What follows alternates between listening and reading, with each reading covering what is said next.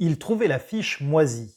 Franchement, quand on est candidat au poste le plus important de son pays, est-ce qu'on peut se présenter avec une affiche comme ça? Lui, c'est Antoine BM, un jeune entrepreneur de 27 ans qui compte plus de 150 000 abonnés sur sa chaîne YouTube, une chaîne qui est consacrée au marketing et à la vente.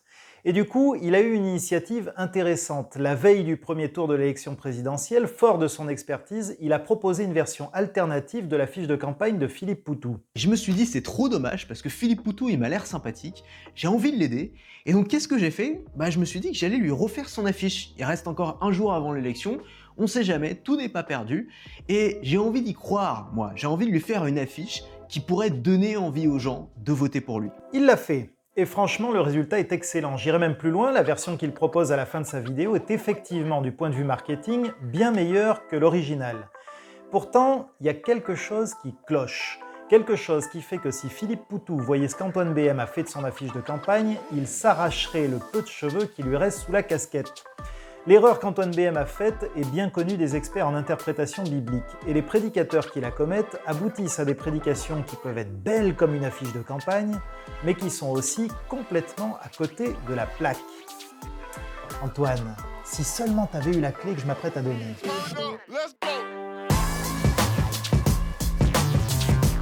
Voyons comment Antoine BM a abordé la fiche de Philippe Poutou. En premier lieu, il lui reproche de faire apparaître le nom du parti. Or, dit-il, Les gens ne votent pas pour un parti, les gens votent pour un candidat. ensuite, il critique ce qu'on appelle le slogan, mais qui est en fait plutôt un titre, qu'il juge peu efficace parce qu'il manque d'après lui de valeurs claires. Un slogan qui s'appelle l'urgence anticapitaliste, ça manque de concret. Qu'est-ce que ça veut dire concrètement? Qu'est-ce que je vais avoir si je vote pour toi? Qu'est-ce qui va changer dans ma vie? Puis, il critique la photo. Pour moi, c'est la pire photo qu'il aurait pu trouver de lui. C'est un gars qui a une tête vraiment sympathique. Je trouve que sur cette photo, avec sa casquette, ça fait vraiment le gars qui a pas voulu faire d'efforts. Mais en même temps, il a quand même une petite chemise de bourgeois qui, pour un anticapitaliste, ça le fait pas. Ensuite, il critique ce qu'il appelle la punchline, mais qui pour le coup est le slogan du NPA, « Nos vies valent plus que leurs profits ». C'est une super punchline à caser dans un débat, mais on colle pas ça sur une affiche de campagne. Parce qu'encore une fois, c'est pas une promesse de valeur, c'est juste une punchline. Puis il reproche la mention « ouvrier licencié » parce que selon lui, on peut se dire que finalement, si Philippe Poutou fait tout ça, c'est parce qu'il s'est fait virer. C'est par rancœur, c'est par esprit revanchard, et ça, du coup, ça le place en position de victime. Or, dit Antoine BM, Quand on veut incarner la plus haute fonction de l'État, on n'a pas d'autre choix que de renvoyer une image de force. Mais on peut pas y arriver si on se positionne dans un statut de victime. Le fait de mettre ça en avant comme un argument principal, c'est quand même sur son affiche de campagne. C'est un énorme tue-l'amour. et pour finir, il critique même le choix de la mention légale. Et effectivement, tous les candidats ont sur leur affiche de campagne la mention « élection présidentielle 10 et 24 avril 2022 ». Tous, sauf un petit anticapitaliste qui résiste encore et toujours à l'envahisseur. Qu'est-ce qui a marqué en bas de son affiche? Il y a marqué élection présidentielle du 10 avril 2022. J'aime beaucoup le regard halluciné d'Antoine BM ici, visiblement il n'en revient pas. Philippe Poutou n'a pas mentionné le 24 avril, il n'a même pas prévu d'être au second tour. Et ça rentre pas dans la tête de notre expert en vente et en marketing. Et c'est pour ça qu'Antoine BM se plante, parce qu'il a abordé la fiche de Philippe Poutou non à partir de qui est Philippe Poutou, mais à partir de qui il est lui. Et du coup, il n'a pas fabriqué une affiche de candidat anticapitaliste, il a fabriqué une affiche d'entrepreneur, de businessman dont l'objectif est de se trouver en haut de la pyramide capitaliste, parce que c'est ce qu'il est lui-même. Eh bien les amis, quand on aborde un texte biblique comme Antoine BM a abordé la fiche de Philippe Poutou, on aboutit à une prédication qui ne nous dit pas qui est le Seigneur, mais qui est le prédicateur. Et entre nous, on s'en fout un peu de qui est le prédicateur. Alors on va voir en 3 temps comment éviter ça.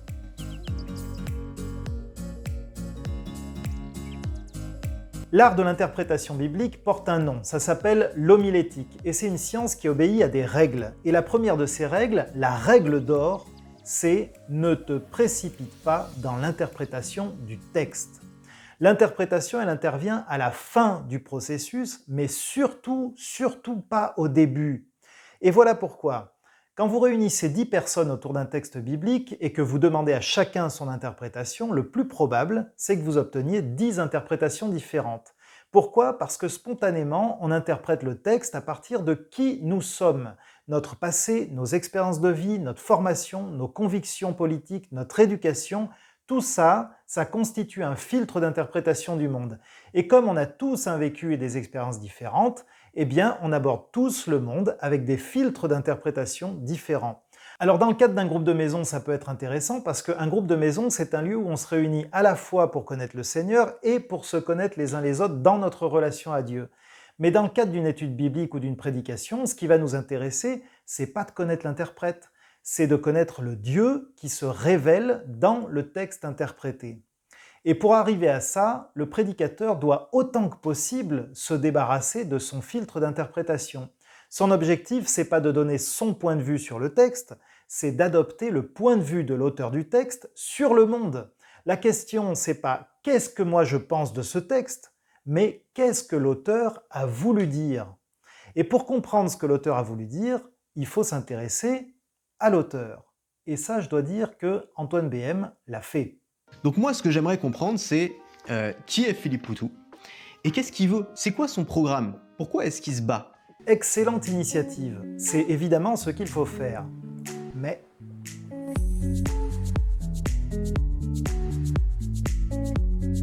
Antoine BM s'est intéressé à Philippe Poutou, mais d'abord, il l'a fait trop tard, parce qu'il l'a fait après avoir posé un regard critique sur l'affiche. Et donc, il a abordé le personnage avec ses propres préjugés d'expert en marketing. Et est-ce que s'il n'avait pas un marketing qui mettait davantage en avant le bénéfice pour les gens de voter pour lui, est-ce qu'il ne pourrait pas gagner quand même un peu plus de voix? Il vous arrive la même chose quand vous interprétez trop tôt le texte biblique. Toute interprétation préalable à l'observation vous oriente vers de mauvaises conclusions. Et ensuite, Antoine BM a tenté de cerner le personnage sur la base du programme contenu dans la profession de foi. Donc quand j'ouvre son programme, qu'est-ce que j'ai? Sauf que la profession de foi, ça n'est pas Philippe Poutou, c'est un support de com, au même titre que l'affiche d'ailleurs. Alors en deux mots, parce que c'est pas le sujet de fond de cette vidéo, qui est Philippe Poutou? Eh bien, souvenez-vous, Philippe Poutou, c'est lui. Et là, depuis janvier, alors là, c'est le régal. Une campagne super, Fillon, voilà, il est en face de moi. Que des histoires, et plus on fouille, plus on sent la corruption, plus on sent la triche. Et à côté de ça, donc, en plus, c'est des bonhommes qui nous expliquent qu'il faut la rigueur, qu'il faut l'austérité, et eux-mêmes, ils piquent dans les caisses publiques, donc il y a quand même un petit problème de ce côté-là. Là, après, vous pourrez parler. Non, monsieur Fillon, vous pourrez parler après. Pas comme ça. Oui, d'accord. Oui. Ah, merci. Donc bon, c'est ce que j'ai dit, je l'ai dit. Ensuite, il y a aussi Le Pen, hein, à côté. Alors, elle va peut-être réagir aussi. Mais Le Pen, pareil, on pique dans les caisses publiques. Alors là, c'est pas ici, c'est l'Europe. Alors l'Europe, pour quelqu'un qui est anti-européen, ça gêne pas de piquer de l'argent de l'Europe. Et le pire, c'est qu'en plus, le FN, qui se dit anti-système, ne s'emmerde pas du tout, se protège grâce aux lois du système, grâce à l'immunité parlementaire. Et donc, nous refuse d'aller aux convocations policières, donc peinard. Alors je vous le résume. Le but de Philippe Poutou et du NPA, ça n'est pas de gagner l'élection présidentielle. Et si vous voulez mon avis, ça n'est même pas d'engranger des votes lors de l'élection. Le but du NPA, c'est de renverser le système capitaliste. À tort ou à raison, ils sont là pour montrer qu'il y a une lutte des classes entre d'un côté les bourgeois exploitants, illustrés ici dans le discours de Philippe Poutou par François Fillon et Marine Le Pen, et de l'autre la classe ouvrière exploitée, qui est ici Philippe Poutou, ouvrier licencié. Le discours, c'est eux contre nous. Et c'est là-dessus qu'ils capitalisent. Ce que recherche Philippe Poutou pour l'instant, c'est pas des voix dans les urnes, ce sont des militants dans la rue. Et d'ailleurs, la fameuse photo de son affiche de campagne, c'est lui dans une manif. L'élection présidentielle, c'est une stratégie de visibilité, parce que le combat du NPA, c'est de renverser le système, c'est pas de s'asseoir à sa table. Et donc, prendre en exemple les affiches de campagne des autres candidats, comme le fait Antoine BM pour donner des conseils de com à Philippe Poutou, c'est n'avoir pas compris qui sont Philippe Poutou et le nouveau parti anticapitaliste. Et du coup, Antoine BM nous sort, lui, l'affiche d'un aspirant à la présidence de la République, pas d'un révolutionnaire anti-système. Alors bien sûr, tout ce que je dis là est discutable, parce que mon point n'est pas du tout politique, c'est pas mon sujet. Mon sujet, c'est de dire que si tu fais l'impasse sur qui est l'auteur, ici Philippe Poutou, tu te plantes dans l'interprétation de son œuvre, ici l'affiche. Et du coup, tu aboutis à un travail qui passe à côté de son objectif.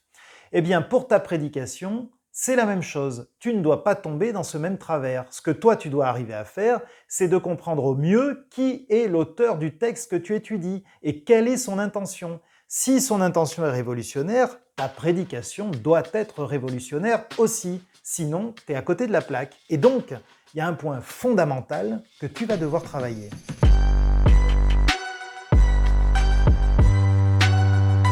Le texte biblique est inspiré par Dieu, mais ce texte, il n'est pas tombé du ciel. Pour nous le faire parvenir, Dieu a inspiré des êtres humains faits de chair et de sang qui ont vécu à différentes périodes de l'histoire, dans différents contextes.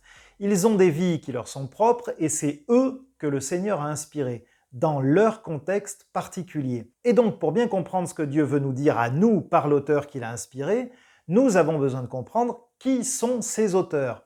À partir d'où est-ce qu'ils écrivent? À partir de quelles expériences? À partir de quel contexte de vie? On a également besoin de comprendre à qui ils s'adressent, parce qu'en fait, à l'origine, ils ne s'adressent pas à nous. Quand Paul écrit aux Éphésiens, il n'écrit pas aux Chambériens, il n'écrit pas aux Marseillais, il n'écrit pas aux Parisiens, il écrit aux Éphésiens. Or, une même parole peut avoir des sens très différents selon d'où je la prononce et à qui je l'adresse. Si je dis « tiens ferme dans l'épreuve », je ne dis pas tout à fait la même chose si je dis ça depuis une prison à mon compagnon de cellule qui vient d'être condamné à mort, ou si je le dis depuis le bas-côté du Tour de France à un cycliste en pleine ascension. Ce sont les mêmes mots, mais ils n'ont pas la même portée, ils n'ont pas le même sens, et donc j'ai besoin du contexte pour bien les comprendre, et j'ai aussi besoin de bien les comprendre pour bien les appliquer à ma propre vie. Alors quand tu abordes un texte biblique, te poser la question du contexte historique est fondamental. Tu feras bien si tu réponds à ces questions. Qui est l'auteur? Quand est-ce qu'il a vécu? Quel est le contexte politique à partir duquel il écrit? À qui est-ce qu'il s'adresse? Quel est le contexte de ceux à qui il s'adresse? Et pourquoi est-ce qu'il a écrit ce livre? Pourquoi est-ce qu'il a écrit cette lettre? Quelle était son intention?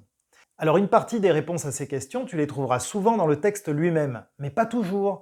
Parfois, il faut faire des recoupements avec d'autres textes et ça demande une agilité qui peut nous faire défaut. Ou même, on peut avoir besoin d'apports historiques qui peuvent nous venir de sources extra-bibliques. Heureusement, des pelletés de théologiens sont passés par là avant nous. Ils se sont posés ces questions avant nous et les ressources ne manquent pas. Je te mets un lien dans la description vers un site plutôt bien fait qui pourra t'aider à faire tes premiers pas dans l'étude de la Bible avec des ressources libres de droit. Et je t'encourage vraiment à faire ce travail, parce que si tu ne le fais pas, ce que tu vas nous faire, c'est une prédication à ton image. Or, ce que l'auditoire veut entendre, c'est le Seigneur, pas le prédicateur. Vous savez ce qu'on dit, un texte sans son contexte est un prétexte. Vous avez peut-être déjà entendu cet aphorisme, et il est bon, c'est indéniable, mais c'est un euphémisme. Parce que si de l'interprétation tu es toi-même le prisme, qui se réjouit? Eh bien le diable, on ne voit que ton art et Dieu est au placard. Alors tout bien pesé, je préfère encore Rabelais. Permettez-moi s'il vous plaît de le paraphraser en vous disant, sans aucun état d'âme, que texte sans contexte n'est que ruine de l'âme.